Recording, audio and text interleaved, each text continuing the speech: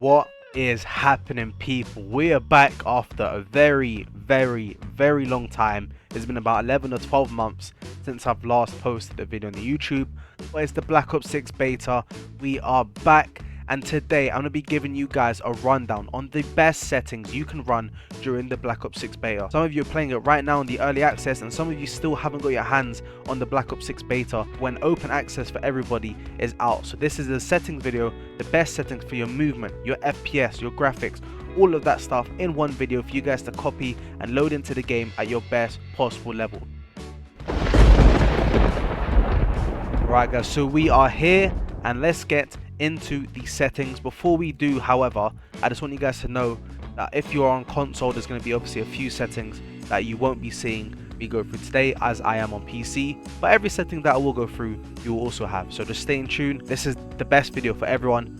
Let's get into it. So obviously the quick settings is just a place where you can modify your settings in a quick manner, but we really want to take a deep dive into the settings. Every single little setting that we can change to improve our chances of getting a kill, to perform better, is what we want here. So we're going to skip over this. I personally do not play mouse and keyboard, but if you do play mouse and keyboard, all of these settings you should know yourself. Hopping now into the controller settings, the button layout is a personal preference of what you like to run. I like to run bump and jump or tactical flipped. This is what you guys prefer to run with. That's the button layout. Sensitivity, I think anywhere between 5 and 7 should be okay. I like 6 because it's just in the middle, it's not too fast, not too slow. Like the bears with the porridge is just right. Simplified controls and lower motor strain we're going to have off. There's some new settings that have been included in this year's edition of Call of Duty to sort of help a bit more with mantling and stuff like that. It actually assists you with it. Me personally, I like to have full control of my game, and I don't really want the game to be mantling for me because I feel like I might get me killed. So those two settings are going to be off. Bumper ping I have off, and like I said before, I like to shoot with my L1 and R1, so I'm going to have swapped L1 to R1 with L2 and R2 on. Controller vibration, again, you want that off. You're just going to distract you a little bit when you're shooting or getting hit with a grenade or whatever. You do not want your controllers to be vibrating. You want your shot and everything to be as precise as possible. And for the dead zone inputs, I've got it on left stick minimum and right stick minimum on 3. You want this setting to be as low as possible, but these are the settings where stick drift is going to come into play. So this is up to you guys to, sort of lower it to the amount that you want to, and just play around with it. If you get any sort of stick drift, bump it up a bit.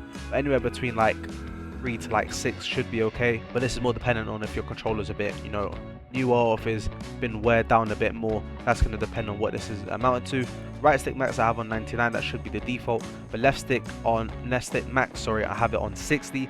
I found this helps a lot with the movement and any sort of action I'm doing with the left stick, whether it's sprinting or looking around. I get the best sort of control, and it works snappy when I have it on 60. So anywhere between 60 to 85 should be okay for that. The left trigger and right trigger 100% need to be on 0. This is the sort of delay of when you press your shoot and aim button, and how quick that's actually going to let off. So the higher this number is, the more delay, and you obviously don't want any delay at all. When I'm aiming down sight and shooting, I want it to happen as fast as possible, to have these both on 0. Moving over to the aiming now, look conversion on foot, I have this on standard. 99% of players are going to have this on that. Aiming in advanced settings, this is a super important setting. Look conversion, like I said, I have it on a standard, but here is the important one, instant. And then dynamic aim response curve type. All the professional players, all the good players, they use dynamic. It gives you super strong aim assist. It should help with your accuracy as well. Make sure you're running dynamic. And like I said, custom sensitivity per zoom, I personally have this off as I run everything on 1. Target aim assist, you want this on. If this is off, you're not going to get any aim assist. Your shot is probably going to be awful. Make sure this setting is on, super important. Motion sensor behavior off. Then if you guys want to have a look through all of this, you can, but I've not changed any of this at all. To me, this does not matter at all. Pause it and you can have a look at what I've got there. Now for the movement section, if you guys don't know, Black Ops 6 has new Omni movement, which basically means you can sprint, move and dive in any direction possible. Before, you could only sprint forward or dive forward or slide cancel forward, right? But in this game you could slide, I'm pretty sure you can slide to the right, or if not, you can definitely dive left and right. You can sprint in all directions as well. So movement this year is going to probably be the most important aspect of your game, and that's where the movement settings come into play. A new setting for sprint assist called tactical sprint assist, you have to have this on. It's going to make your flow, your movement, all that stuff great. But more importantly, you need the sprint assist delay on 0. If this is not on 0, your sprint and your movement in general is going to feel super clunky. And I've got the other two, sprint assist sideways and backward, on as well. Mantle assist, I have this off. I don't need, again, I want full control of my game. I do not want the game assisting me with any of my movement. So mantle and crouch assist are both off. Again, same thing with automatic airborne mantle, that's going to be off. The slide and dive behavior here, however, becomes a little bit more interesting. Diving is going to be super key to your movement, which is why I run hybrid. However, if you can't really get control of the setting that well and you don't really dive that much anyway, slide only is perfect. Slide only is what the pros used to use before hybrid came in, and even once hybrid came in, the majority of pros still use slide only. It was only like the really, movement pros, I guess, that would use hybrid. Auto door peak we're going to have off. Then for the movement advanced settings, it's going to be SO, sprint tactical, sprint behavior toggle, auto move forward and ground and mantle both off. Sprint restore is going to be on. Slide maintain sprint. This is sort of similar to the setting I've just read out, but this one I found it gives me a lot of dead slides and it can sort of mess up your sliding mechanic. So I'd suggest slide maintain sprint be off. Tactical sprint behavior, I found single tap sprint allows for the most fluid sprinting mechanics, so I have that on.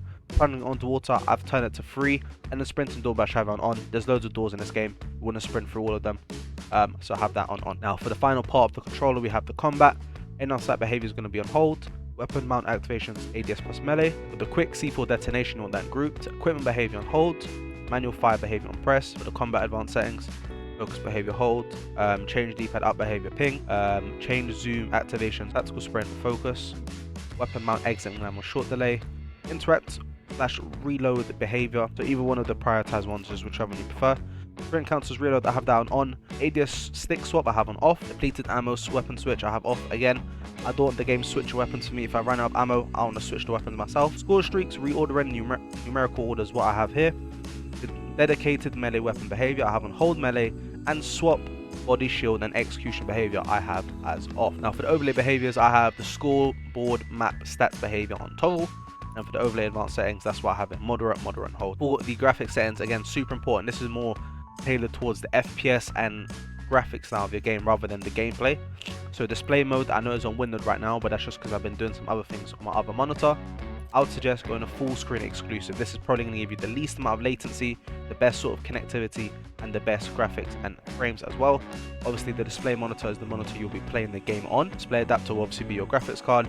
Screen refresh rate, make sure this is at the highest possible it can be. Display resolution, again, I play on 1920 by 1080, and with your monitors maybe 1440p. If it is so, select that, but for me this is what I prefer, and this is what's best for my monitor. Aspect ratio can have an automatic. Display gamma, I've kept it on the default, same as the display gamma. Brightness, I have it on 55. If you want to change it a bit, again, up to you. Now NVIDIA reflex low latency, if your PC is GPU bound, you want to have it on, and if your PC is CPU bound, you want to have it on plus boost. I'll show you a setting later on to sort of decide which one it is if you guys don't know already. Now eco mode preset on custom, both V6 settings on off, you do not want any sort of that delay. Custom frame rate you can put on unlimited, menu render resolution on native, pause gaming rendering on off, and then focus mode on 0. Heading over now to the quality, this is going to be on custom, render resolution on 100. We're going to be running fidelity cast, and we're going to have that on 90. The VRAM scale target is going to be on 80. Variable rate shading, you want that on as well, super important. And now we're going to run through the details and texture settings real quick. If you guys need to pause the video because I'm going too fast, do, no problem. Text resolution we have on low. Texture filter anti-tropic is going to be on high. Depth of field 100%, no matter who you are in the world, it needs to be off. Nearby level of detail have on normal. Particle resolution on high. Bullet impacts and persistent effects on off. Shader quality on high. On-demand texture streaming on minimal. Local texture streaming on low. For the shadow and lighting, shadow quality we have on low. Screen pace shadows and screen space ambient lighting and screen space reflections all on off. And then static reflection quality on high. Tessellation on off. Volumetric quality on low. Deferred physics quality, weather grid volumes, and water quality all on off. Should be good. Should give you some nice frames. Let's go head over to the view setting. I don't know what this motion reduction does. I have this on off. Field of view, I have mine on 100. I feel like anywhere between 95 and 110 around there is the sweet spot. ADS field of view, I would recommend have it on effective. Weapon field of view, I'd also have it on wide. It makes your weapon look smaller, which means you have more space to look at the enemies and the surrounding map. It's pretty good. Vehicle field of view, sorry, doesn't really matter too much if you have it on wide. You're not really going to be in a vehicle while playing multiplayer anyway. World motion blur and weapon motion blur must both be off 100%. one of the most important settings in the game. I wear glasses. If I took my glasses off and I had motion blur on, I wouldn't get a kill. Motion blur is the worst setting in the game. You want it off 100%. First person camera movement, you want it on least, which is aka 50%. This is basically just allowing your camera to shake the least amount possible. An inverted flashbang, this basically just means when you're hit by a flashbang, instead of a really bright white light in your face, black sort of color flashing at you instead. I play a lot sometimes late at night, so I don't really want a white light really bright flashing in my face, so that's just what I prefer. But again, it's not too much of a big deal. Now onto the audio settings here. This is super important if you want to be hearing footsteps and stuff. Effects volume, you want this all the way maxed. The effects volume is what you're hearing when you're hearing footsteps, you know, bullet shot, grenades going off, streaks, all that stuff that's in the game, the effects, that's what that is. So you want that to be on 100. And dialogue volume, that's sort of, you know, when the announcer's like enemy UAV inbound, enemies capturing the point, all that stuff. So you sort of want that to be high as well, so that you can have sort of awareness outside of the immediate thing that's happening in front of you. And the other two stuff, gameplay music and cinematic music volume, I have down 0. I find it a bit annoying, to be honest, and sometimes I like to play music going on in the background, so I don't really need that in my ears. And then the actual volume of how loud all of that stuff is in your ears is what's controlled by master game volume. Audio mix, you want it to be on PC speaker, that's what I find best. Again, there's loads of settings here, so if PC speaker isn't working for you, you can change it up. Default system device, I have speaker output and stereo. Mono audio, you want down off. And mute gamer minimized, I have down off as well. Up to you guys. The most important setting out of all these ones probably is this reduced tonality sound. This is basically just the ringer noise that's given off when you're hit by a, you know, stun grenade or a flash grenade or actual grenade. There's obviously going to be a ringer noise because they want it to be realistic, like a war, right? I find that noise super annoying. If you don't want that noise in your ear, put this setting on, then hit marker preset, I have that on default. These settings aren't really too important.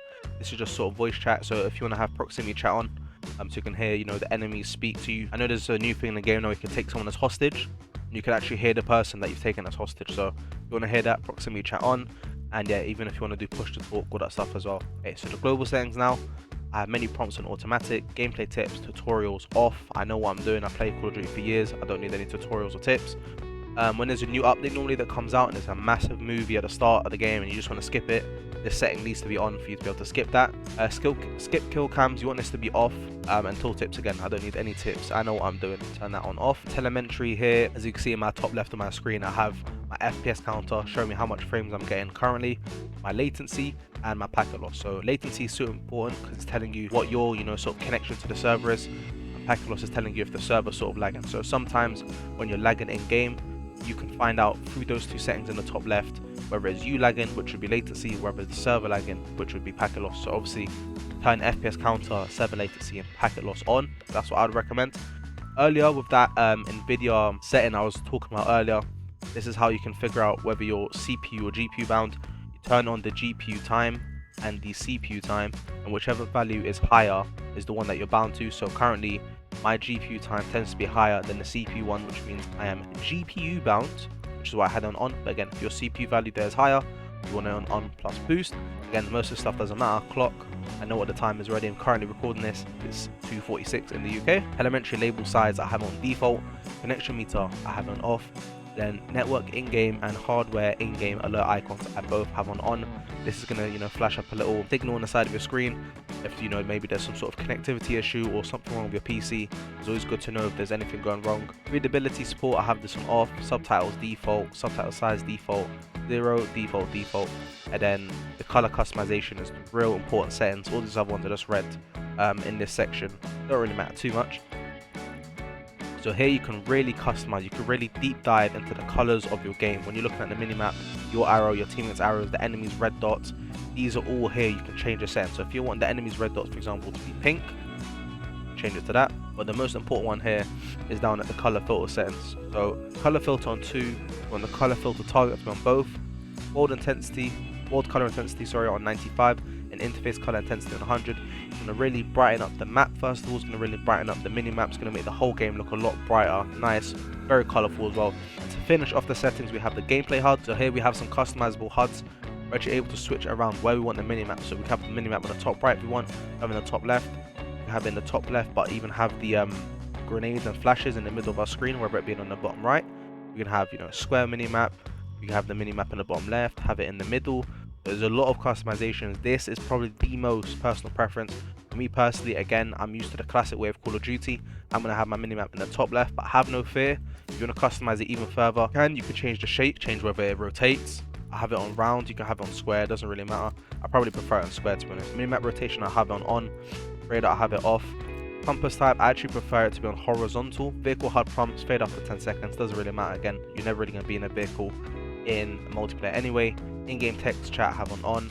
Player name's full name. Then the last two I have on as well. One setting that I skipped over is the HUD bounds. The reason why I skipped over this and left it to the end is because I find it very important. Not a lot of casual players know this, but you actually want to bring in, I'll show you now, this is what your thing will probably look like off the start, right? It'll be fully zoomed out. You actually want to bring this in from the top and from the sides all the way, because what it's going to do is going to allow your mini-map and your ammo and everything that's in the game to be as close to the center of the screen as possible.